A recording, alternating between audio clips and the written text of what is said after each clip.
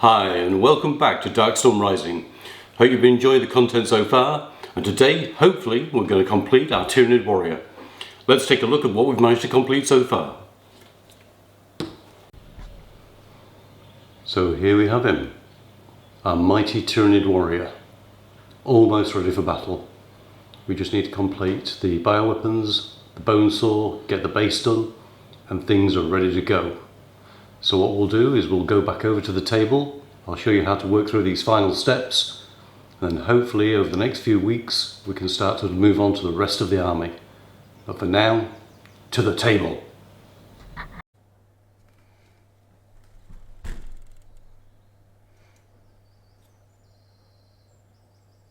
Okay, I think the place to start here is going to be the bioweapon, which makes life really straightforward for us. So we're going to treat the bioweapon as though it's the exoskeleton, and then on top, on this particular weapon, there are no carapace sections, so the bioweapon colours will follow all the way through, apart from this small area at the back here where we can see a little bit of carapace section. And what we'll do is we'll maintain that as though it's carapace.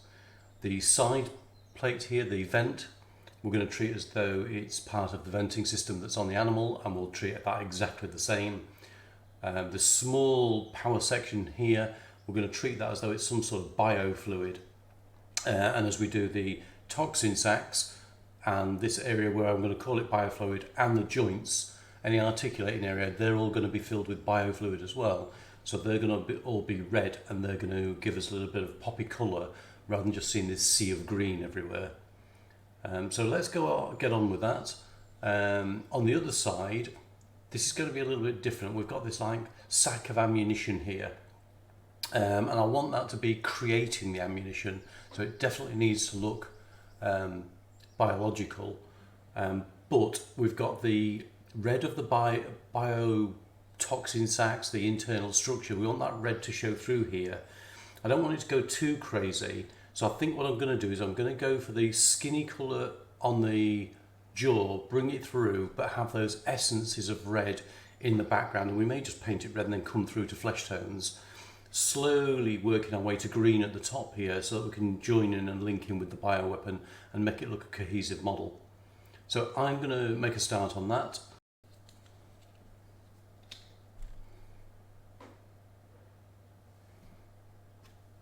Okay, so wet the brush and just dry it off backwards on the paper, and then just as before we're going to go through the same presets of colours.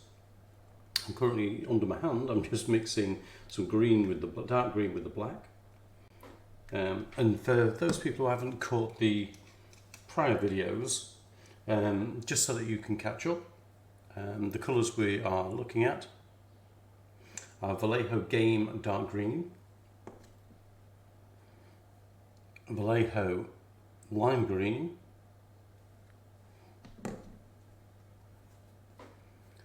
Vallejo Yellow Green, highlights in Pro Acryl Bright Ivory, and when I talk about black, I'm virtually always talking about Vallejo Standard Black. Okay, so back to painting the miniature, and we're going to start on the bioweapon, and I'm going to treat the exoskeleton and the armour plates all as one, because they're all going to be the same colour.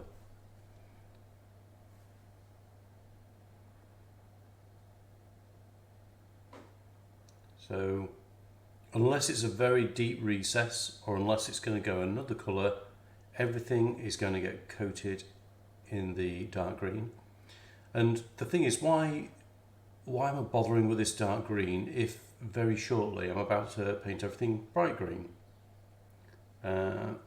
Which is a good question.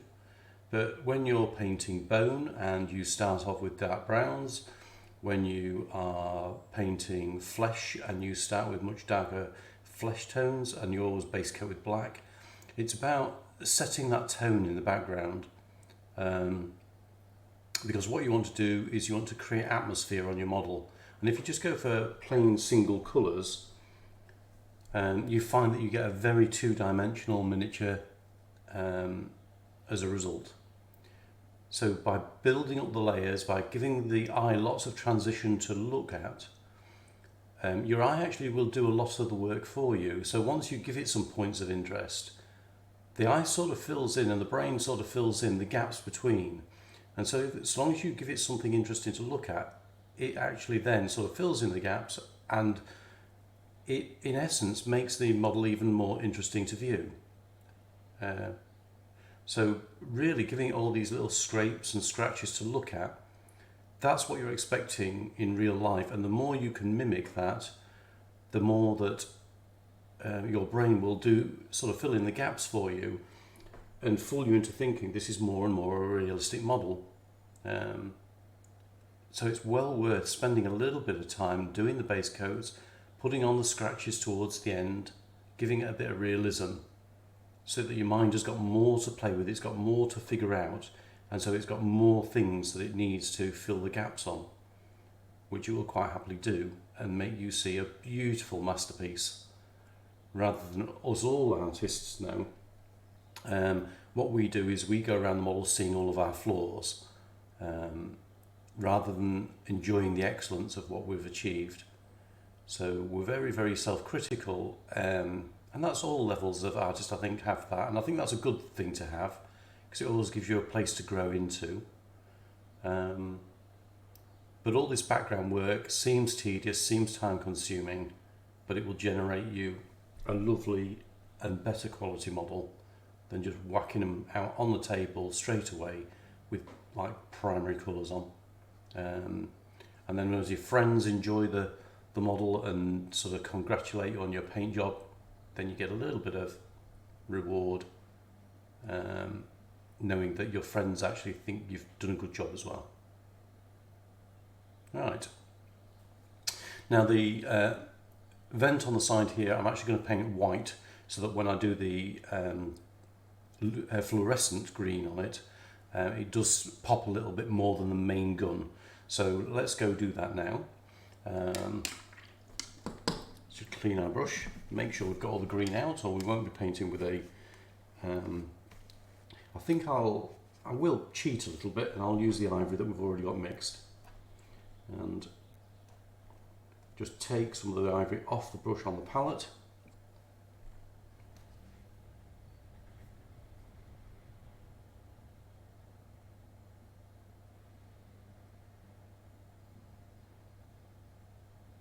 And we'll carefully work this onto the surfaces of the vent.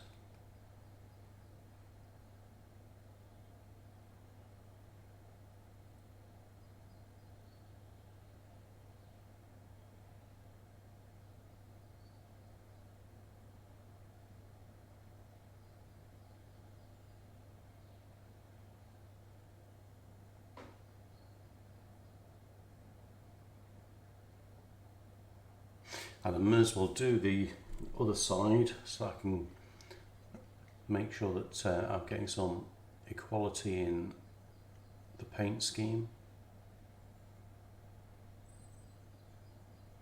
And then what I'm going to do is I'm just going to show you the fluorescent being painted on.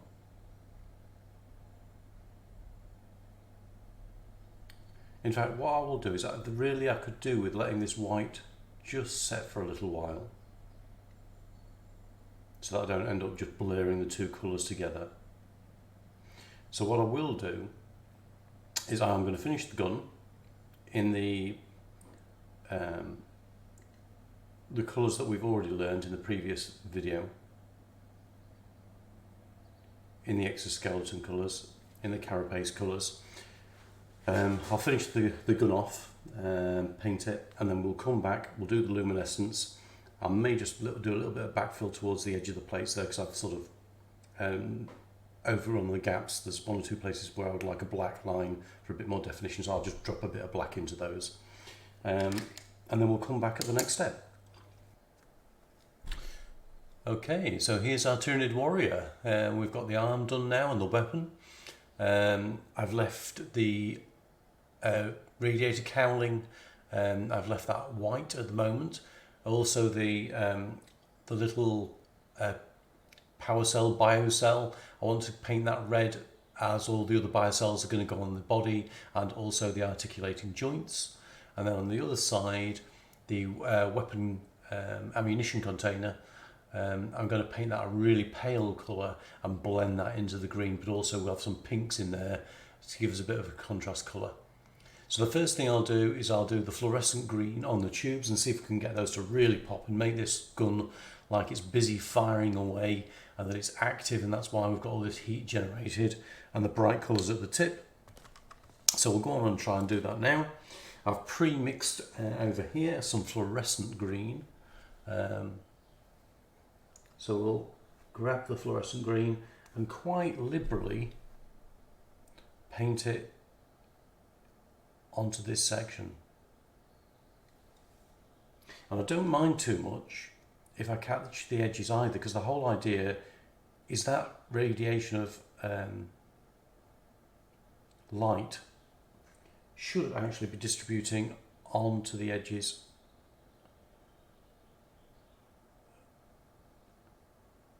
of the weapon itself. I'm just going to re-intensify on the tips.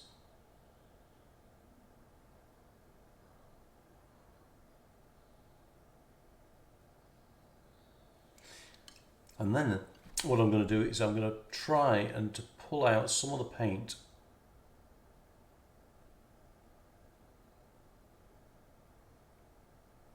by leaving the brush dry and then just tapping it into the edges.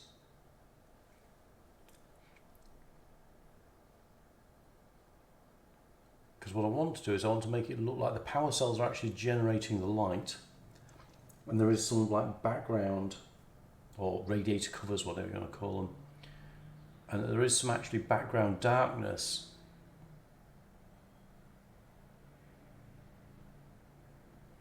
So we're going to have to be a little bit patient here, because I think this is going to take a couple of coats, although it looks quite a potent colour. It's quite a thin colour. And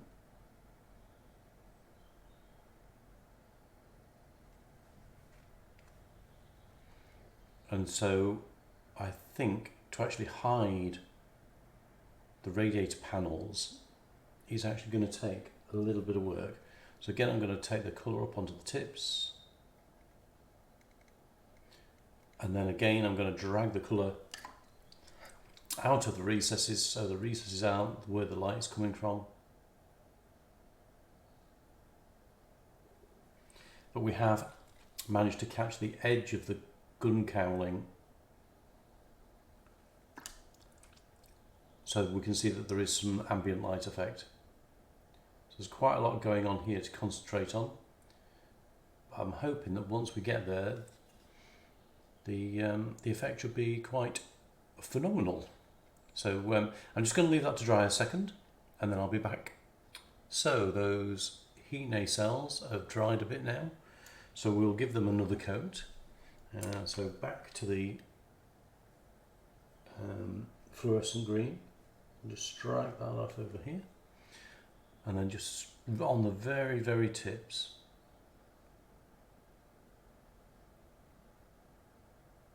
Of these nacelles, try not to let it go anywhere else at all.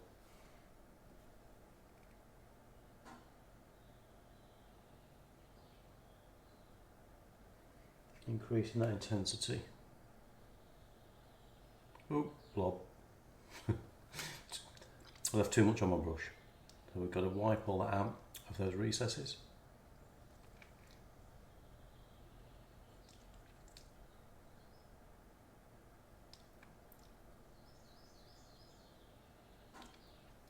And then reapply. This time we'll make sure we dab off again.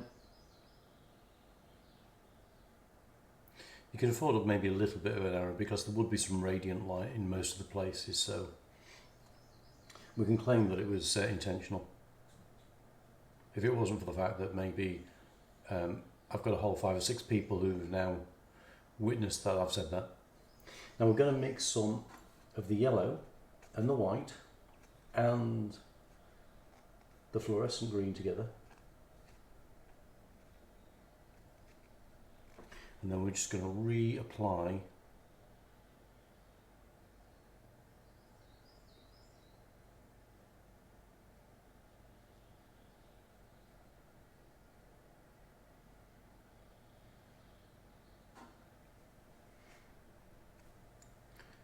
onto these nacelles and brighten them up a little bit more. And the paint, now you've got some paint on board, will assist the coverage. But the fluorescent paint will actually leach through and keep that vibrancy going. And then we'll just run a little bit of OSL, if we want to be posh, onto the gun itself.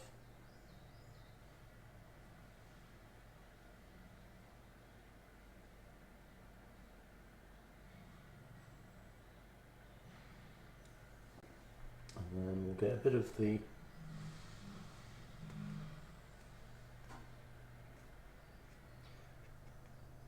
yellow green and the ivory, and we'll go over all of that once more.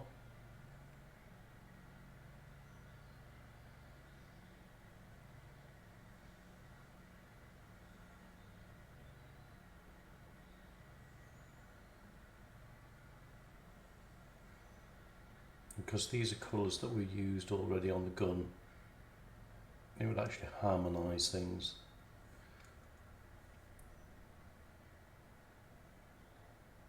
And gently around the edge of the gun border, just to increase that idea of the OSL for the ambient lighting.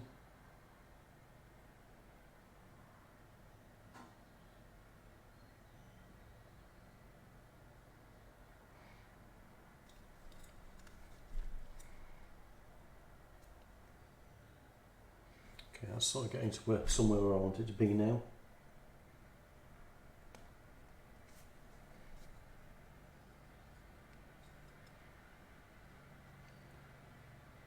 Just some areas where the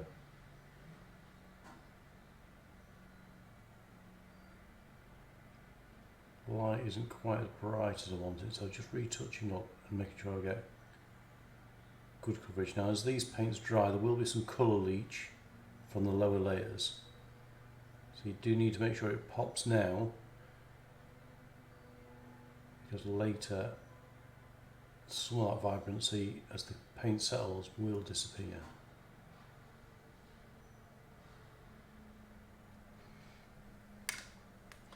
And then I'm going to get a little bit of Beeltan green.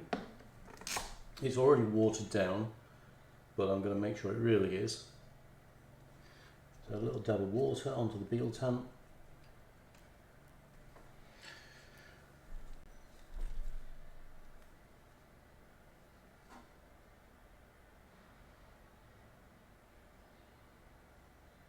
And then just to make sure that everything's really standing out, I'm going to run that Beeltan into the recesses.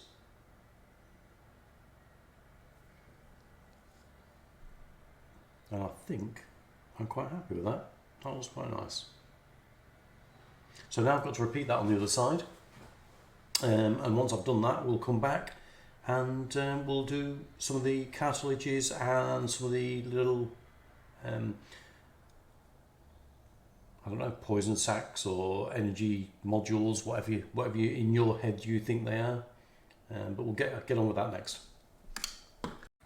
So we've now got both sides of the gun glowing, and so now we need to start to look at doing some of the cartilage areas and also this big rosette of I don't know what it is, energy cell or whatever. It does look very similar in style to the design on the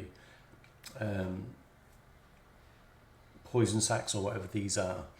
So all of these areas that look similar, I'm going to go and paint the same. And the colours that I've chosen are Brown Rose by Vallejo, with Volupus Pink by Citadel, and True Blood by green stuff. And we'll see how that comes out. So I'm just going to rotate the palette and give myself a little bit more room. That was a little bit much paint there. Okay. And Citadel, if you are listening out there, please, please, please, can you change the caps on your paint lids? Gorgeous paints, but you are in danger every time you open a paint of having some sort of minor disaster and spilling the stuff all over the place. Blood we're going to leave till last, because blood does go off if you leave it too long. I'm not quite sure just how long this phase is going to take, so we'll grab the pink. And let's come up so you can see.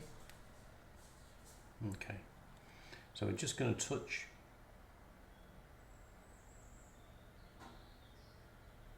gently onto the areas which are raised. Okay, is there anywhere else I need to cover? I see I've missed a little bit just here actually, that needs touching up. And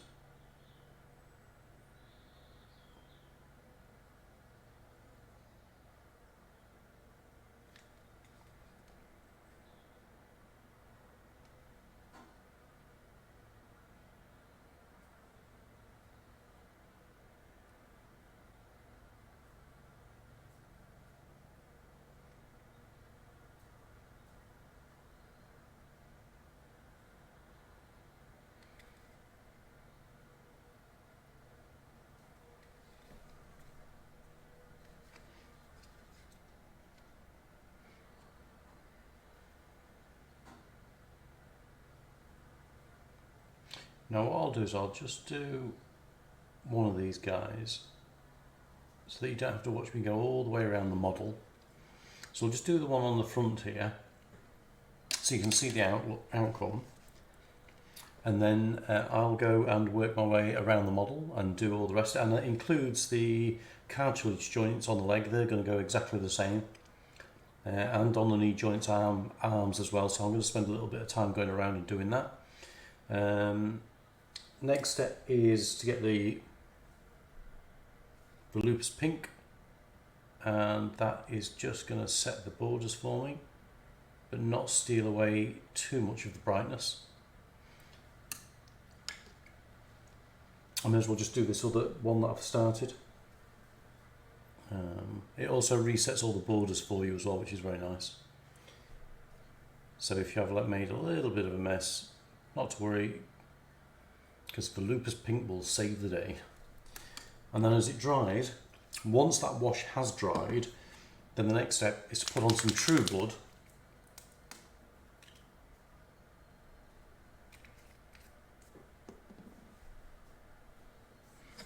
And again, that's just over the top. This is probably a bit too wet to be doing this with, and I'll be a bit more patient while I'm doing the rest. But I think that is a nice, oops, a little bit over on there, so wet brush just to take it away. But I think that's a really, really nice accent colour.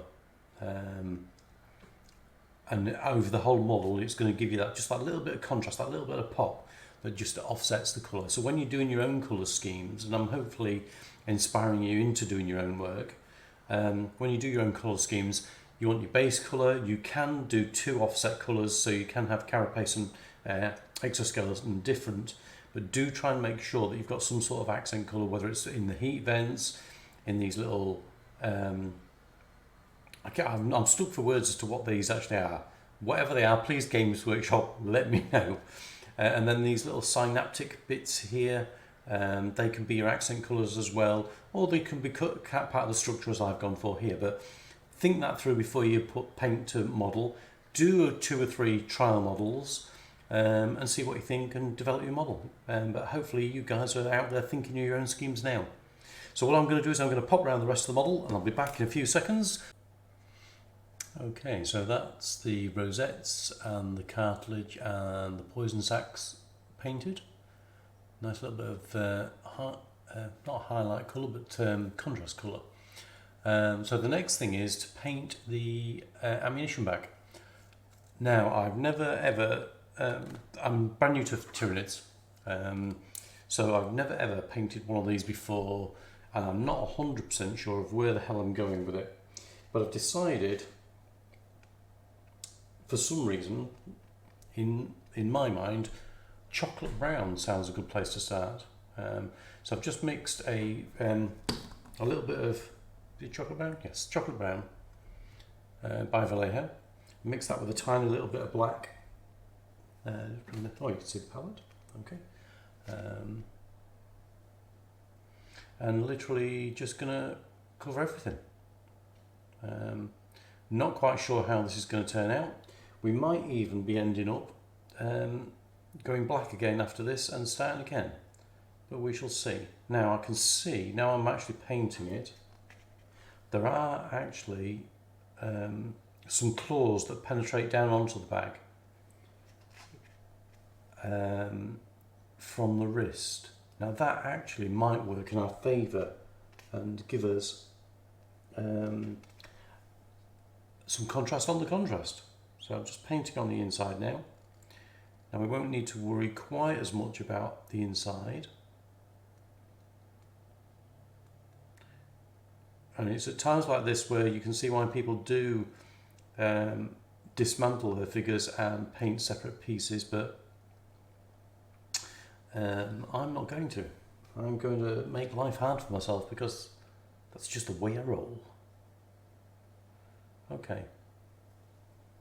So the bag has now got a base coat of brown all over it, and then we will actually go a bit higher in colour with the chocolate brown itself. Now this is a claw and this is a claw, so we're going to ignore those and just concentrate on the bag for the time being, and just watching where the bulges are. So we're trying actually to ignore the recesses and just give us a little bit of highlighting colour. And I think what we'll do is work backwards into the green again on the fingers. And I think by chance picking this colour is going to work very nicely. Don't know what made it pop into my head. Just thought I wanted to work towards a paler flesh tone somewhere. I thought it would accent well with the bone swords. And we shall see in a little while how it all comes together. Okay, so now I need a slightly paler brown. I've got some brown sand prepared, but actually I think cork brown is probably going to be a better way to go. And also we'll get some medium flesh tone. Oh, sorry, having to lean across the table. Yeah, medium flesh tone. We'll get some pale flesh as well. So let's have a look at what colours I've just run. So this is Vallejo again, cork brown. Bit of medium flesh tone, again Vallejo, and gain colour by Vallejo pale flesh. Let's see what I can manage to do with these. It's a bit grubby looking. Okay, so I'll mix a little bit of the cork in with the chocolate brown, and then we'll go over where we've just been, just picking out the highlight colours. And as we come through, these are going to get much lighter yet, so we can run over a little bit into some of the recesses, try and get as much natural change in colour as we can.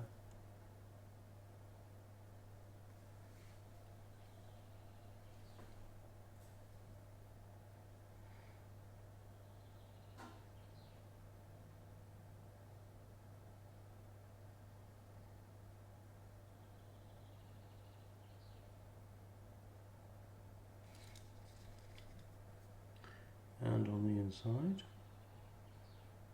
just gently stroke the upper surfaces and catch the stuff we're after. I don't think many people are actually going to spend time looking at the inside of our model, but We want to make it look like we at least made the effort.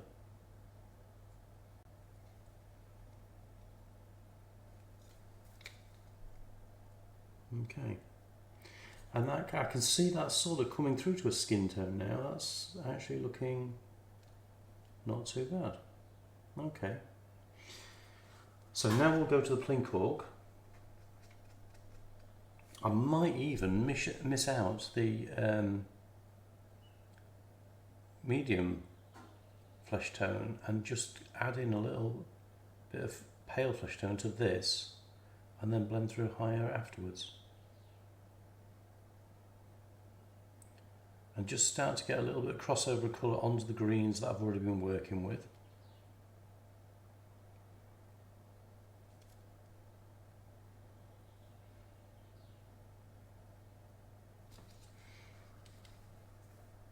Now what I'm going to do here is on the inside just touch the upper aspects, and I'm virtually going to call the inside done and that shadow. Right, so we'll go to pale flesh.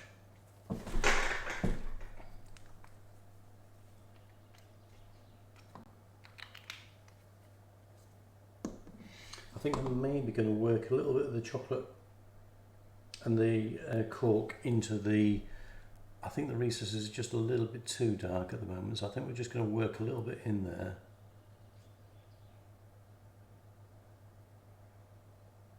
So we're not looking at too dark a miniature. One of the things we spoke about in one of the other videos I've done is about presentation on the actual tabletop, and that if you end up with and groomed art looks fantastic. It's a really nice look, but it's a good look when you're inspecting the model up close. When you actually start to put them on the battlefield, once you get 2 or 3 feet away, actually they start to all look a little bit brown. So one of the things we talked about was trying to pick some vibrancy in your colour scheme, so that when it is on the table you can actually see what is going on still, read the models, and still have an attractive looking army at range.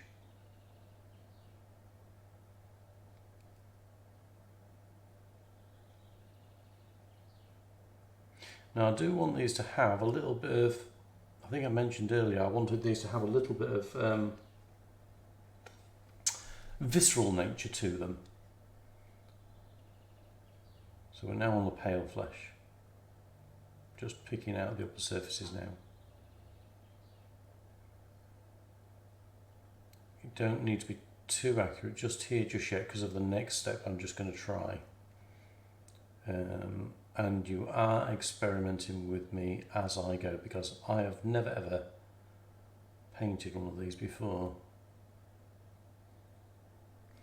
Okay, so we've now got a bit of highlight. So now the visceral stuff. I think if we grab the Volupus pink,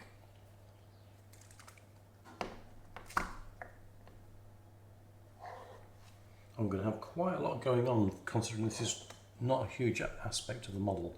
So the Volupus pink are going to run into all the grooves,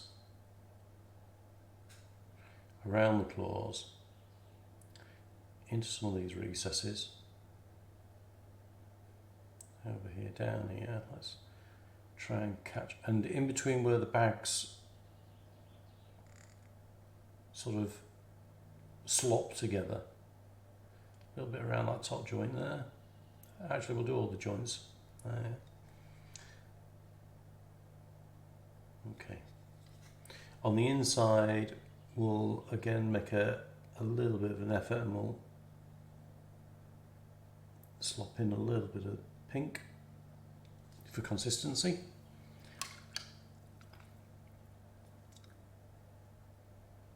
Okay, so we're making a right real mess here, but now what we have to do is we have to retouch up, and I think what's going to happen is as I touch up, the pink will leach into the colours I'm painting, because I've not given it anywhere near the time to dry, and I think that's going to work again in our favour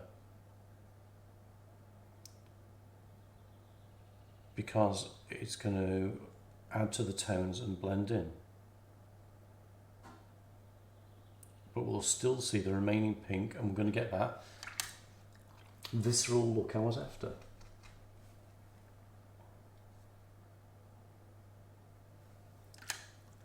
I slipped a little bit there.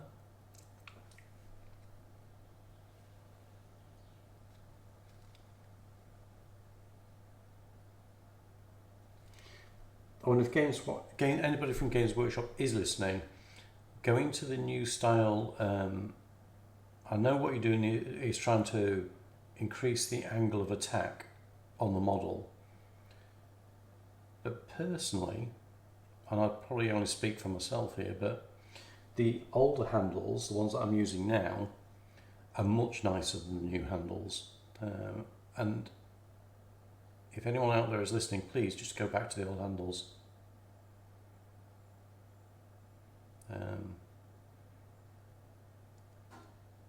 Really not enjoying your new ones at all. In fact, I bought one and disregarded it, and then went on eBay to see if I could find some more of the old ones.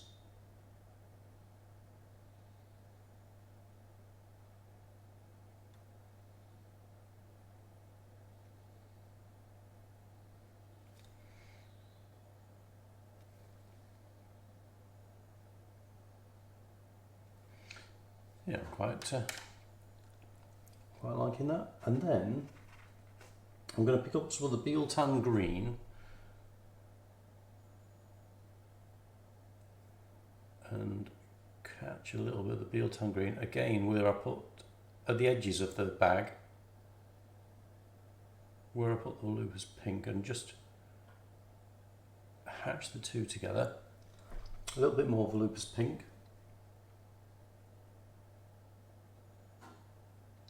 And give it a little bit of vibrancy on those edges where it joins the body.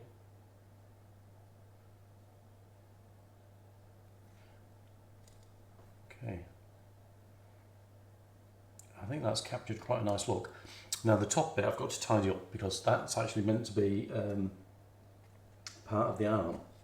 So that needs to go green again now. So all this bit I'm going to just paint black.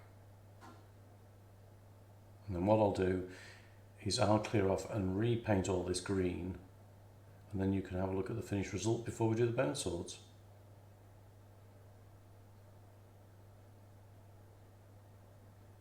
So I'll be back in a moment and show you what I've done. Well, time really ran away with itself there. Production time went so quickly. Hopefully the video's gone just as quickly for you and that you've really enjoyed the content. And in the next video, we will get those bone swords completed and the miniature based, I promise you. But that only really leaves one thing left to say. And can you guess what it's going to be yet? Are we painting minis? Hell yeah! Catch you in the next video. Time ran away with itself? How does it do that? Has it got no friends?